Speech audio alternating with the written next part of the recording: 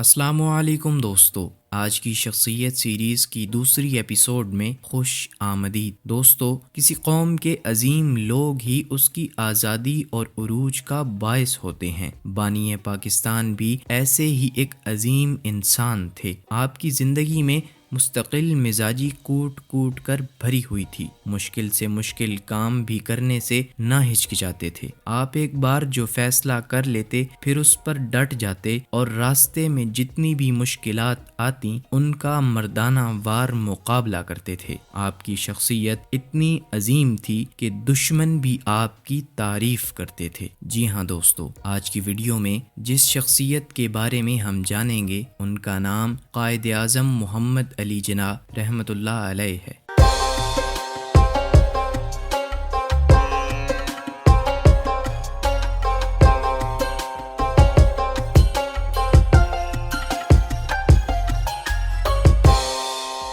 قائد اعظم محمد علی جناح 25 دسمبر 1876 کو کراچی میں پیدا ہوئے۔ آپ کے والد کا نام پونجا جناح تھا جو کہ کاٹھیا واڑ کے رہنے والے تھے۔ آپ اپنے بہن بھائیوں میں دوسرے نمبر پر تھے۔ آپ کے 3 بھائی اور 3 بہنیں تھیں جن میں فاطمہ جناح بھی شامل تھیں۔ قائد اعظم محمد علی جناح کو 6 برس کی عمر میں کراچی کے ایک اسکول میں داخل کروا دیا گیا۔ 1 سال انہوں نے بمبئی کے ایک پرائمری اسکول میں تعلیم حاصل کی۔ اگلے سال وہ پھر کراچی آ گئے اور سندھ مدرسہ ہائی اسکول میں داخلہ لیا۔ 1891 میں وہ مشن ہائی اسکول کراچی میں داخل ہو گئے اور یہاں سے انہوں نے میٹرک کا امتحان پاس کیا۔ اس وقت آپ کی عمر 16 برس تھی۔ میٹرک پاس کرنے کے بعد آپ کو اعلیٰ تعلیم کے لیے لندن بھیج دیا گیا۔ آپ نے وہاں کے ایک ادارے لنکنز ان میں داخلہ لیا۔ آپ نے وہاں 20 سال کی عمر میں بیرسٹری کا امتحان پاس کیا اور قانون کی اعلیٰ ڈگری حاصل کی۔ پھر واپس اپنے وطن ہندوستان آ گئے۔ جن دنوں آپ لندن میں تھے آپ کے گھریلو حالات خراب ہونا شروع ہو گئے تھے۔ آپ کی والدہ کا انتقال ہو گیا تھا اور والد کو کاروبار میں سخت نقصان ہوا۔ نوجوان محمد علی جناح نے ان حالات کا ہمت اور حوصلے سے مقابلہ کیا اور کراچی میں وکالت شروع کر دی۔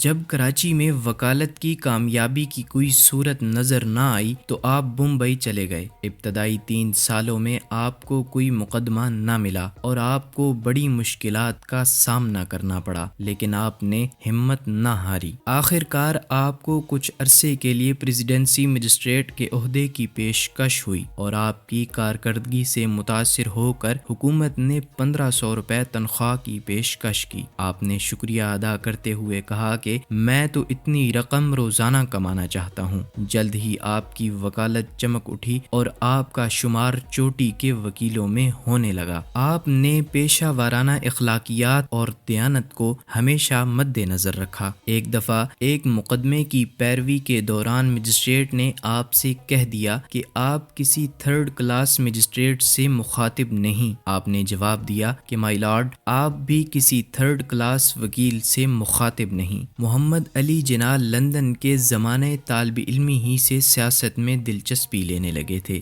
وہاں انہوں نے مشہور ہندوستانی لیڈر دادا بھائی نورو جی کی انتخابی مہم میں بھرپور حصہ لیا تھا۔ وطن واپس آ کر آپ نے کانگریس کے پلیٹ فارم سے سیاسی زندگی کا باقاعدہ آغاز کیا۔ 1909 میں آپ بمبئی کے مسلم حلقے سے مرکزی کونسل کے رکن منتخب ہوئے۔ آپ نے رکنیت کے 6 سالوں میں اپنی ذہانت اور لیاقت کا لوہا منوا لیا۔ اب تک آپ کو ہندو مسلم اتحاد کا سفیر سمجھا جاتا تھا۔ آپ ایک بے باک اور نڈر سیاسی لیڈر تھے۔ آپ کی جرأت اور حق گوئی کے اعتراف کے طور پر اہل بمبئی نے جناح ہال تعمیر کیا۔ جلد ہی آپ کانگریس سے بددل ہو گئے، اس لیے کہ آپ نے دیکھا کہ کانگریس صرف ہندوؤں کی نمائندہ جماعت ہے جسے مسلمانوں کے مفاد سے کوئی دلچسپی نہیں۔ چنانچہ آپ کانگریس چھوڑ کر 1913 میں مسلم لیگ میں شامل ہو گئے۔ اب آپ نے اپنی کوششیں مسلمانوں کے حقوق کے لیے وقف کر دیں۔ آپ مسلم لیگ کے صدر منتخب ہوئے اور مسلم لیگ کی نئی تنظیم کی۔ آپ کی ولولہ انگیز قیادت میں مسلم لیگ جلد ہی مسلمانوں کی مضبوط ترین سیاسی جماعت بن گئی۔